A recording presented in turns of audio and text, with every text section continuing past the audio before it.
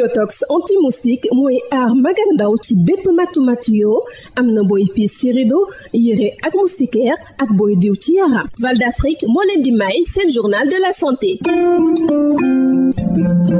dal leen ak jàmm ba tey ñuy wéy di waxtaanee feebar yi nga xamante ni dañ koy duppee erreur innée de l'immunité mu nekk ay feebar yoo xamante ni nit ki da koy judduwaale li ko lim gu takku ci ay nit xamul moo tax it léeg-léeg muy jur ay gàllankoor rawatina ci saytu gu yéex gi noonee ñu koy yéex a gisee si nit ki nag day tax ba ay yéexte ñu koy nemmeeku ci traitement bi. Professeur Indou Dème Ly di pédiatre nekk it médecin bi jiite centre de l'unité des soins ambulatoires pour xale yi ak adolescents yi nga xamante ni dañu amee drépanocytose bokk it ci comité bi faj xale yi nga xamante ni dañu amee déficit immunitaire primitif ñu koy woowee erreur innée de l'immunité te centre hospitalier national d'enfants Albert Royer. liñ ko dul gaaw a gis li ko waral mooy ndegem feebar la yoo xamante ni bëriwuñu te nit ñi xamuñu ko tam li ci bëri nit ñi dañ koy am ba pare duñ ko xam.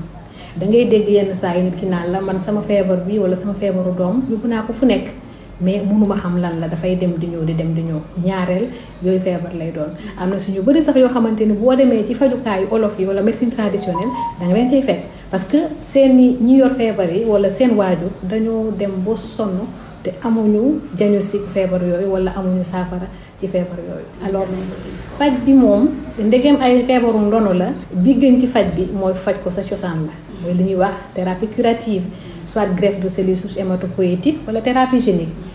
bu weesoo yooyu faj nga xamante ne nag yombul am na yeneen faj yi ñuy traitement symptomatique maanaam nit ki la mu am ñu fexe ba ñu oyofal ko maanaam bu fekkee dafa am infection ñu jox ko ay antibiotique bu fekkente ne dafa am ay allergie ñu jox ko ay garabu allergie bu fekkee dafay manqué deret ñu solal ko deret ak xeet yooyu mais cëslaay la moom lañ koy fajee mooy ca ndono la mooy thérapie curative greffe de cellules souches wala thérapie génique. maanaam li may digal waajur yi wala li may digal population bi mooy ku am ci sa yaram loo xamul wala sa doom am ci yaramam lu mu xamul fexeel nga dem ci kër docteur yi. faj nag dafa bëri ay façon kër docteur itam dafa bëri ay niveau mais boo demee ci hôpitaux yi di nga fa fekk ñoo xamante ne xëy na mun nañ la orienter ba nga mun a dugg foo xamante ne boo fa demee xëy na mun nañu gëstu feebar bi ba gis ko te loolu hôpital Albert Royer bu Dakar am na fi ay spécialistes yoo xamante ne seen spécialisation ci wàllu feebar yooyu la. jaajëfal naa leen ci déglu bi dig daje ci beneen numéro. Biotox anti-moustique mooy aar mag ak ndaw ci bépp matu-matu yoo am na booy piis ci rido yére ak moustiquaire ak booy diw ci yaram. Val d'Afrique moo leen doon may seen journal de la santé.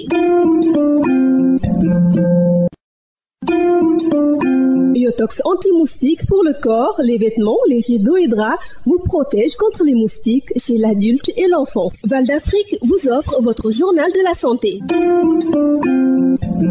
Bonjour, nous parlons toujours des erreurs innées de l'immunité qui sont des maladies génétiques. Vu que la plupart de ces pathologies sont méconnues de la population, elles posent un réel problème, surtout par rapport au diagnostic et qui freinent le traitement. Professeur Indou Dème Ly, pédiatre, médecin coordonnateur du centre de l'unité des soins ambulatoires pour enfants et adolescents drépanocytaires, par ailleurs membre du comité de prise en charge d'enfants porteurs de déficit immunitaire primitif appelé erreur innée de l'immunité au centre hospitalier national d'enfants Albert Royer. Alors, il y a un retard diagnostique tout simplement parce que ce sont des maladies qui sont méconnues. Donc les gens ne pensent pas à ces affections-là. Peut-être quand vous interrogez des soignants ou bien des parents d'enfants, certains vous diront j'ai consulté plusieurs fois, j'ai une maladie qui va, qui revient. Le plus souvent, ce sont des erreurs innées de l'immunité.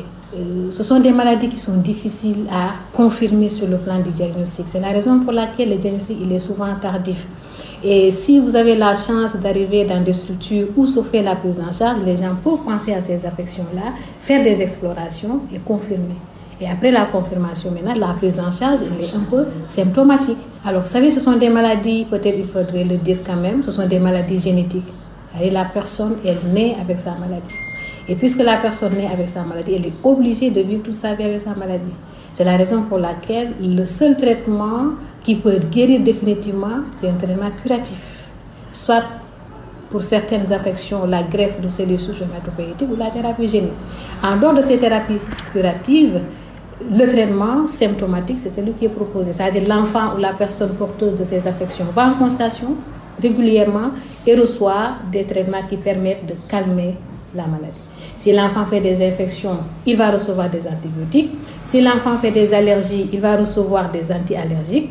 Et si l'enfant fait d'autres affections, du genre néoplasie, etc., il va également recevoir un traitement dans ce sens-là. Merci de nous avoir suivis. Rendez-vous est pris pour un nouveau numéro.